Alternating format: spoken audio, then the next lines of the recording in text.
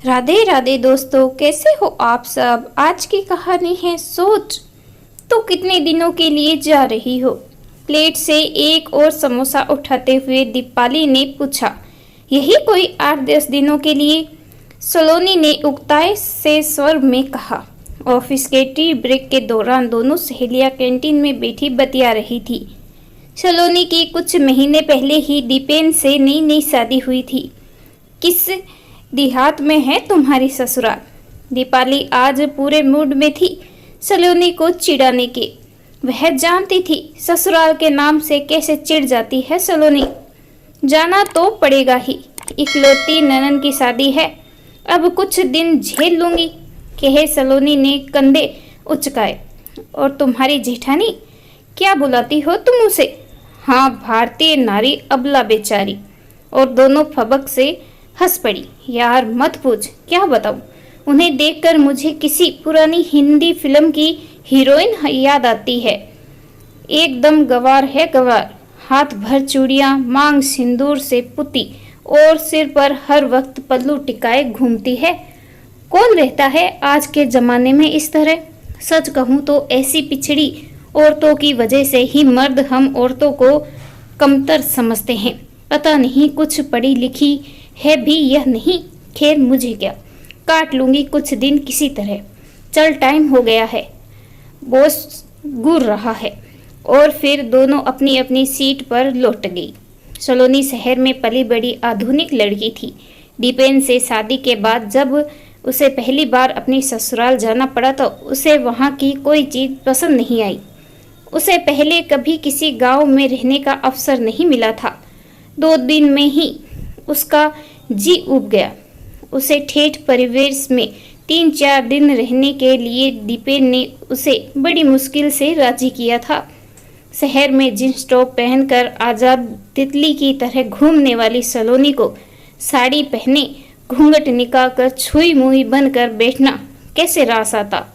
ससुराल वाले पारंपरिक विचारों के लोग थे। उसे ससुर जेठ के सामने सिर पर पल्लू लेने की हिदायत मिली। सलोनी की सास पुरातन पथी थी, मगर जेठानी अवनी बहुत सुलझी हुई थी। छोटी ननंद गौरी नई भाभी के आगे पीछे घूमती रहती थी। सलोनी गांव की औरतों को सरलता देख हैरान होती। वह खुद दिल की बुरी नहीं थी, मगर ना जाने क्यों पारंपरिक औरतों के बारे में उसके विचार कुछ अलग थे। सिर्फ घर गृहस्थी तक सीमित रहने वाली ये औरतें उसकी नज़र में एकदम गंवार थी। शहर में अपनी नई अलग गृहस्थी बसाकर सलोनी खुश थी। यहाँ सास ननन का कोई झंझट नहीं था। जो जी में आता वह करती, कोई रोक टोकने वाला नहीं था। दीपेन और सलोनी के दोस्त वक्त बे वक्त धमक जाते। घर पर आए दिन पार्टी होती। दिन मौज मस्ती में गुजर रहे थे। कुछ दिन पहले ही दीपेन की छोटी बहन गौरी की शादी तय हुई। शादी का अवसर था। घर में मेहमानों की भीड़ जुटी थी। गर्मी का मौसम, उस पर बिजली का कोई ठिकाना नहीं होता था। हाथ पंखे से हवा करते करते सलोनी का दम निकलता जा रहा था। एयर कंडीशन के वातावरण में रहने वाली सलोनी को सिर पर पल्लू रखना भारी लग रहा था। गांव के इन पुराने रीति रिवाजों से उसे कोप्त होने लगी। एकांत मिलते ही सलोनी का गुस्सा फूट पड़ा। कहाँ ले आए हो तुम मुझे दीपेन। मुझसे नहीं रहा जाता ऐसी बीहड़ जगह में। ऊपर से सिर पर हर वक्त ये पल्लू रखो। इससे तो अच्छा होता मैं यहाँ आती ही नहीं। धीरे बोलो सलोनी, यार कुछ दिन एडजस्ट कर लो प्लीज़। गौरी की शादी के दूसरे दिन ही हम चले जाएंगे। दीपेन ने उसे आश्वस्त करने की कोशिश की। सलोनी ने बुरा सा मुंह बनाया। बस किसी तरह शादी निपट जाए तो उसकी जान छूटे। घर रिश्तेदारों से भरा था। इतने लोगों की जिम्मेदारी घर की बहुओं पर थी। सलोनी को रसोई के कामों का कोई तजर्बा नहीं था। घर के काम करना उसे हमेशा है लगता था। अपने मायके में भी उसने कभी माँ का हाथ नहीं बटाया था। ऐसे में ससुराल में जब उसे कोई काम सौंपा जाता तो उसके पसीने छूट जाते। जेठानी अवनी उम्र में कुछ ही साल बड़ी थी, मगर पूरे घर की जिम्मेदारी उसने हंसी खुशी उठा रखी थी। घर के सब लोग हर काम के लिए अवनी पर निर्भर थे। हर वक्त सबकी जबान पर अवनी का नाम होता। सलोनी भी उस घर की बहू थी, मगर उसका वजूद अवनी के सामने जैसा था ही नहीं, और सलोनी भी ये बात समझ गई थी। घर के लोगों में अवनी के प्रति प्यार दुलार देखकर सलोनी के मन में जलन की भावना आने लगी कि आखिर वह भी तो उस घर की बहू है, तो फिर सब अवनी को इतना क्यों मानते हैं। भाभी, मेरी शर्ट का बटन टूट गया है, जरा टाँक दो। बाथरूम से नहाकर निकले दीपेन ने अवनी को आवाज़ दी। सलोनी रसोई के पास बैठी मटर छील रही थी। वह तुरंत दीपेन के पास आई, बोली, ये क्या, इतनी सी छोटी बात के लिए तुम अवनी भाभी को बुला रहे हो? मुझसे भी तो कह सकते थे। और फिर उसने दीपेन को गुस्से से घूरा। मुझे लगा तुम्हें ये सब नहीं आता होगा। सलोनी को गुस्से में देख दीपेन सक पका गया। तुम क्या मुझे बिल्कुल अनाड़ी समझते हो? कहे उसके हाथ से शर्ट लेकर सलोनी ने बटन टाँक दिया। धीरे धीरे सलोनी को समझ आने लगा कि कैसे अवनी सबकी चहेती बनी हुई है। सुबह सबसे पहले उठकर नहा धोकर चौके में जाकर चाय नाश्ता बनाकर सबको खिलाना। बूढ़े ससुर जी को शुगर की समस्या है। अवनी उनकी दवाई खान पान का पूरा ध्यान रखती। सासू माँ भी अवनी से खुश रहती। उस पर पति और दो छोटे बच्चों की देखभाल की जिम्मेदारी निभाते हुए भी मजाल की बड़ों के सामने पल्लू सिर से खिसक जाए। सुबह से शाम तक एक पैर पर नाचती अवनी सबकी जरूरतों का ख्याल बड़े प्यार से रखती। घर आए रिश्तेदार भी अवनी की तरजीह देते। सलोनी जैसे एक मेहमान की तरह उस घर में। अवनी का हर वक्त मुस्कुराता रहना सलोनी को दिखावा लगता। वह मन ही मन कुढ़ित रहने लगी अवनी से। घर में अपनी मौजूदगी दर्ज कराने के लिए अब सलोनी हर काम में घुस जाती थी, चाहे वह काम करना उसे आता हो या नहीं, और इस चक्कर में गड़बड़ कर बैठती, जिससे उसका पूरा मूड और बिगड़ जाता। ठीक है, मुझे क्या, ये चूल्हा चौका इन गंवारों औरतों को ही शोभा देता है। कभी कॉलेज की शक्ल भी नहीं देखी होगी शायद। 2 पैसे कमा कर दिखाए तब पता चले। सलोनी मन ही मन खुद को तसल्ली देती। उसे अपनी काबिलियत पर गुमान था। सलोनी के हाथ से अचार का बर्तन गिर कर टूट गया। रसोई की तरफ आती अवनी फिसल कर गिर पड़ी और उसके पैर में मोच आ गई। घर वाले दौड़ चले आए। अवनी को चारपाई पर लेटा दिया गया। सब उसकी ईमानदारी में जुट गए। उसे आराम करने की सलाह दी गई। उसके बैठ जाने से सारे काम बेहतरीन होने लगे। बड़ी बुआ सास ने सलोनी को रसोई के काम में लगा दिया। सलोनी इस मामले में कोरा घड़ा थी। खाने में कोई न कोई कमी रह जाती। सब नुक्स निकाल कर खाते। अवनी सलोनी की स्थिति समझती थी। वह पूरी कोशिश करती उसे हर काम सिखाने की, पर अभ्यास न होने से जिन कामों में अवनी माहिर थी उन्हें करने में सलोनी घंटों लगा देती। मंजली भुआ ने मीठे में फिरनी खाने की फरमाइश की तो सलोनी को फिरनी पकाने का हुक्म मिला।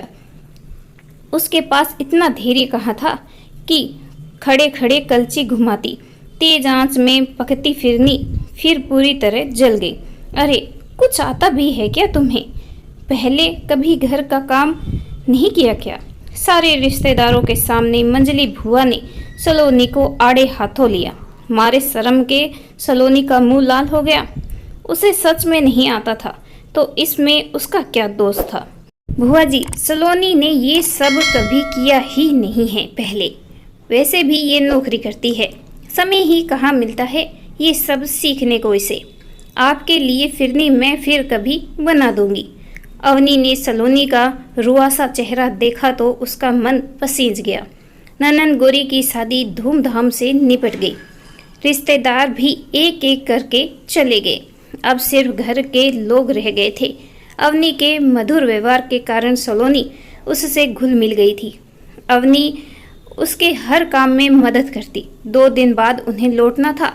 दीपेन ने ट्रेन के टिकट बुक करवा दिए। एक दिन दोपहर में सलोनी पुराना एल्बम देख रही थी। एक फोटो में अवनी सिर पर काली टोपी लगाए काला चोगा पहने थी।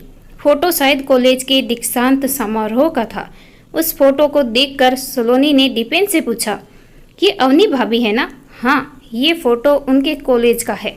भैया के लिए जब उनका रिश्ता आया था तो यही फ़ोटो भेजा था उनके घर वालों ने। कितनी पढ़ी लिखी है अवनी भाभी। सलोनी हैरान थी। अवनी भाभी डबल एमए है, वह तो नौकरी भी करती थी। उन्होंने पीएचडी भी की हुई है। शादी के कुछ समय बाद माँ बीमार पड़ गई थी। बेचारी भाभी ने कोई कसर नहीं रखी उनकी ईमानदारी में, अपनी नौकरी तक छोड़ दी। अगर आज माँ ठीक है तो सिर्फ भाभी की वजह से। तुम जानती नहीं सलोनी, भाभी ने इस घर के लिए बहुत कुछ किया है। वह चाहती तो आराम से अपनी नौकरी कर सकती थी, मगर उन्होंने हमेशा अपने परिवार को प्राथमिकता दी। सलोनी जिस अवनी भाभी को निपट अनपढ़ समझती रही, वह इतनी काबिल होगी इसका तो उसे अनुमान भी नहीं था। पूरे घर की धुरी बनकर परिवार संभालते हुए अवनी भाभी ने अपनी शिक्षा का घमंड दिखाकर कभी घर गृहस्थी के कामों को छोटा नहीं समझा था। सलोनी को अपनी सोच पर ग्लानि होने लगी। उसने आधुनिक कपड़ों और रहन सहन को ही शिक्षा का पैमाना माना था। अरे भाई, कहाँ हो तुम लोग? बिट्टू के स्कूल में प्रोग्राम में चलना नहीं है क्या? कहते हुए अवनी भाभी सलोनी के कमरे में आई। हाँ भाभी, बस अभी 2 मिनट में तैयार होते हैं, सलोनी और दीपेन हड़बड़ाते हुए बोले। बिट्टू को अपनी क्लास के बेस्ट स्टूडेंट का अवार्ड मिला, हर विषय में अव्वल रहा।